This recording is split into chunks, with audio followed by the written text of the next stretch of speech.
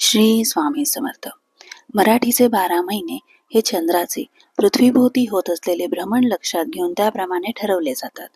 चंद्राच्या भ्रमणामध्ये जेव्हा एकूण 27 नक्षत्रांपैकी मृगशीर्ष हे नक्षत्र चंद्राच्या सान्निध्यात येते, तेव्हा जो मराठी महिना सुरू होतो त्याला मार्गशीर्ष महिना असे म्हणतात. मार्गशीर्ष मराठी वर्षातील 9वा महिना. या काळात पाऊस पूर्णपणे थांबलेला असतो. हवामान अतिशय आल्हाददायक, स्वच्छ व सुंदर असे असते. यावेळी धनधान्याची सुबत्ता असते. भगवद्गीतेमध्येही मार्गशीर्षला सर्वोत्तम मास म्हणून वर्णिले आहे. भगवान श्रीकृष्णांनी विभूती योग नावाच्या 10व्या अध्यायात म्हटले आहे, सामवेदातील गायन करण्यासाठी उच्च असलेली श्रुती म्हणजे मी बृहत्साम. छंदामध्ये गायत्री छंद. सर्व महिन्यांमध्ये मार्गशीर्ष महिना आणि सर्व ऋतूंमध्ये वसंत ऋतू मी आहे. हिंदू धर्मामध्ये मार्गशीर्ष महिना खूपच पवित्र मानला गेला आहे. मार्गशीर्ष महिन्याला कृष्णाचे रूप मानले गेले आहे. या महिन्यात शंखाची पूजा केल्याने घराचे त्रास दूर होतात. सतयुगात देवांनी मार्गशीर्ष महिन्याच्या पहिल्या तिथीलाच वर्षाचे आरंभ केले. मार्गशीर्षातील शुक्ल पक्षाच्या द्वादशीपासून उपवास धरून तो प्रत्येक महिन्याच्या द्वादशीला उपवास करून कार्तिक महिन्याच्या द्वादशीला त्याची पूर्णता करावी.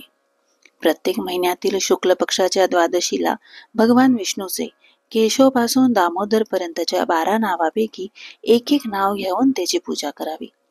यामुळे उपास कालामागील जन्माच्या घटना लक्षात येतात आणि तो त्या लोकात जातो, तिथून तो परत कधीच येत नाही. मार्गशीर्षाच्या पौर्णिमेला चंद्राची पूजा करावी, कारण या दिवशी चंद्राला अमृताचे सिंचित केले होते. या दिवशी आई, बहिणी, मुलगी आणि कुटुंबातील इतर बायकांना एक जोडी कपडे देऊन सन्मान केला पाहिजे.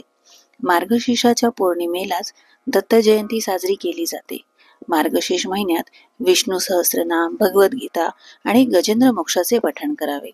स्कंद पुराणात लिहिले आहे की घरात जर भागवत असेल तर दिवसातून 2 ते 3 वेळा आवर्जून वाचावे व त्याला नमस्कार करावा. शंखामध्ये तीर्थाचे पाणी भरून घराच्या देवघरात देवांच्या वरून शंख मंत्र म्हणून फिरवावे आणि नंतर हे पाणी घराच्या भिंतीवर शिंपडावे. यामुळे घराची शुद्धी होते, शांतता नांदते आणि त्रास दूर होतात. याच महिन्यात कश्यप ऋषींनी काश्मीर सारख्या सुंदर प्रदेशाची निर्मिती केली होती. मार्गशीर्ष शुद्ध प्रतिपदेला देव दिवाळी साजरी केली जाते. देवीच्या नवरात्राप्रमाणे प्रतिपदेपासून षष्टीपर्यंत खंडोबाचे नवरात्र म्हणजेच चंपाषष्ठी साजरी केली जाते.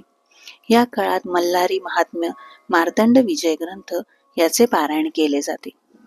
या उत्सवातला दुसरा महत्वाचा दिवस म्हणजे मार्गशीर्ष शुद्ध पंचमी. मार्तंड भैरव शंकराचाच अवतार असल्यामुळे या उत्सवात नाग देवतेचे पण महत्व सांगितले आहे.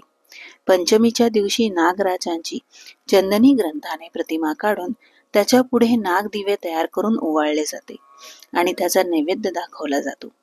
चंपाषष्ठीच्या दिवशी दिवटी प्रज्वलित करून देवांना ओवाळले जाते. पुरणवरणाचा आणि वांग्याचे भरीत रोडगा, कांदापात या खंडोबाच्या आवडत्या गोष्टींचा नैवेद्य दाखवला जातो. तळी भरली जाते. मार्गशीर्षच्या महिन्याच्या प्रत्येक गुरुवारी महालक्ष्मीचे व्रत केले जाते. घरामध्ये धनधान्य, आरोग्य, सुबत्ता राहावी यासाठी हे व्रत केले जाते.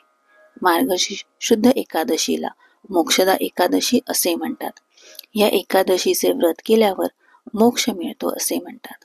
याच दिवशी भगवान श्रीकृष्णाने अर्जुनाला गीता सांगून उपदेश केला होता.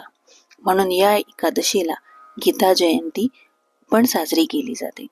मार्गशीर्ष शुद्ध पौर्णिमेच्या दिवशी मृग नक्षत्रावर सायंकाळी दत्तगुरूंचा जन्म झाला, म्हणून त्या दिवशी दत्त जयंती साजरी केली जाते. दत्त जयंतीच्या आधी दत्तात्रयांचे भक्तगण 7 दिवस गुरुचरित्राचे वाचन करतात. त्याला गुरुचरित्राच्या पारायणाचा सप्ताह असे म्हणतात. या दिवशी दत्तगुरूंची पूजा, धूप लावून आरती करून सुंठवडा म्हणून प्रसाद दिला जातो.